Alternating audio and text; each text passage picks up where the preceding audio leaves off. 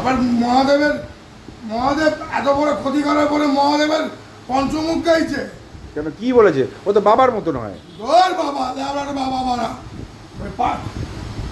আমার পায়ের জুতো মহাদেব গালি রাখবো কেন? ও আমার সংসারকে নষ্ট করেছে, ও আমার ভালোবাসাকে নষ্ট, বাবার কাছে আমার মা বউদেরকে বাবার কাছে ঠেলে দিয়েছে, ওর জন্যই তো আমার সংসার নষ্ট হয়েছে। আবার আবার আবার আবার উঠেছে, আবার উঠেছে। শয়তান ঢুকে, শরীর শয়তান ঢুকে গেছে, শয়তান ঢুকেছে বড় বাবা, বুঝলে? রূপ দিয়ে কি হবে? রূপ দিয়ে কি হবে?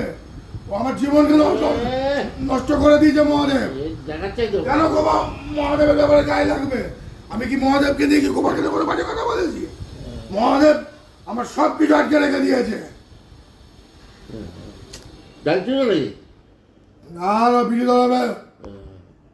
ও বলবে তো, ও তো নিজে গোপাতা বুঝিকে পাইনি বলে এই এই এই প্রতিশোধটা নিল, আমি সব জানি।